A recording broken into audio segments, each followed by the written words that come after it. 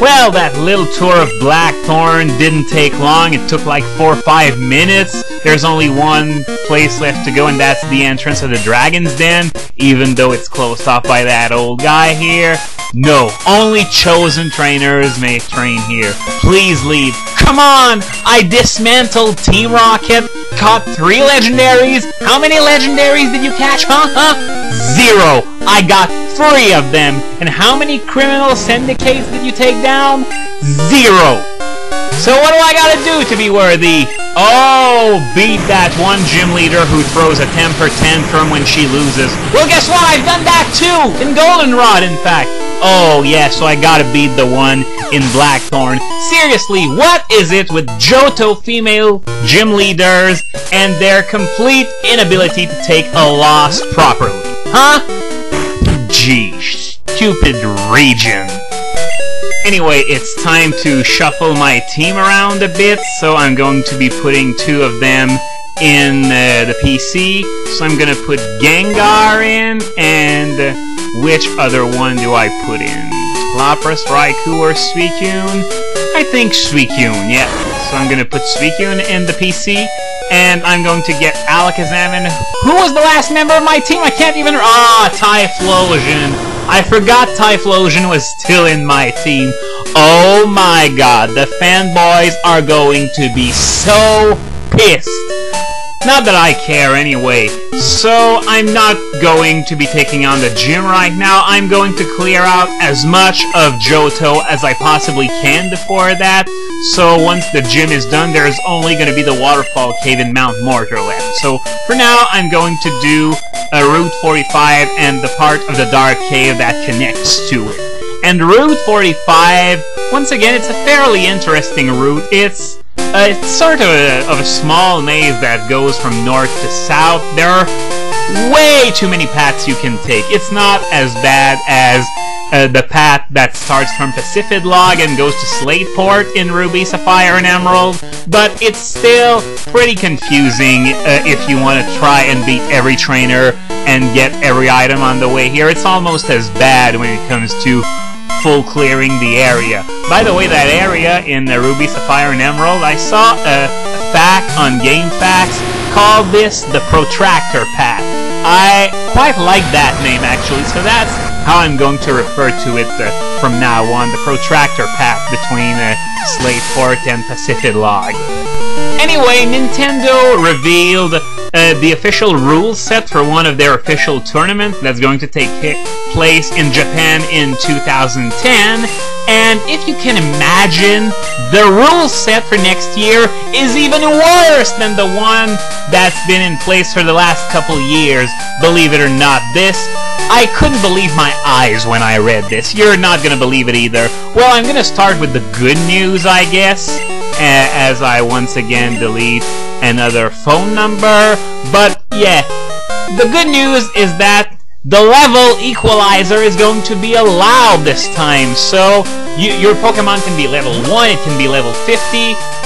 No one cares. The level equalizer is going to be on, so that means Tyranitar and Dragonite can now be used without any restriction, and the Rotom alternate forms are no longer Uber as well. They were Uber this year, believe it or not, and that was perhaps even stupider than banning Fione, if you ask me, because at least Fione's, well, I wouldn't say Manaphy's an event Pokemon, but it's still sort of considered like one, and Fione is the offspring of Manaphy, so I guess they didn't want to give anyone an unfair advantage, even though Fione gives anything but an unfair advantage, if you ask me. If anything, it gives an unfair advantage to the opponent, but that's not the point. So I know what you're thinking. They're allowing the level equalizer, so what could possibly go wrong? Well, listen to the list of banned Pokemon for this tournament. Mew, Celebi, Jirachi, Deoxys, Fione, Manaphy, Darkrai, Shaymin, and Arceus. That's it. Pretty short list, huh? That means everything else can eventually be encountered in the tournament. Even Ubers! Now there's another Uber list. You can have a maximum of 2 Ubers on your team. Usually, the classic lame WOD rule is 1 Uber per team, but they decided, no, that's not enough. We're gonna allow 2. So the Uber list is Mewtwo, Lugia, Hu, Kyogre, Groudon, Rayquaza, Dialga, Palkia, and Giratina. Oh, and the Soul Dew isn't allowed since it's considered an event item, which I can sort of understand. And besides, well, honestly, Latias and Latios with the Soul Dew could have been put into Ubers, but once again, since it's considered an event item that not many people have outside of the one in Battle Revolution, I suppose, but that's not what I'm talking about right now, even though just know that the Soul Dew's banned and that's it. But the thing is that Wobbuffet, Garchomp, and Latios, all 3 of them are allowed, with no restrictions whatsoever. They don't count as Ubers. And item clause is still on, which sucks because, as I often say, it's become irrelevant years ago.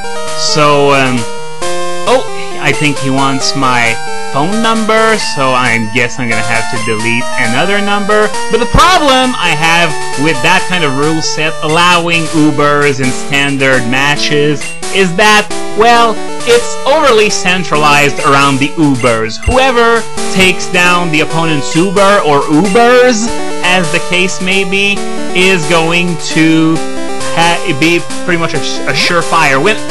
What?! I forgot to ask him for his number! Oh my god! That was dumb. Well, I'm going to get it off camera after I'm done recording this, because no way am I going to go all the way back up and back down just to get his phone number. So yeah, it's gonna take place off camera, you're gonna miss it, but for now just consider that I've got his phone number. But anyways, I was saying, the problem with those hybrid bastard child matches is that, yeah, whoever takes down the opponent's Ubers first wins. There's not too many exceptions, especially since the Ubers used will always be, you know, the likes of Kyogre and Groudon, with maybe the odd, since there are 2 allowed, you're probably going to see a few Palkias, Dialgas, Who's, but not much else, not really. But that god-awful rule still managed to find its way in an official tournament. For the love of chicken-flavored dishwashers, either do a standard tournament or an Uber one. Not some sort of twisted hybrid of the 2, it just doesn't work.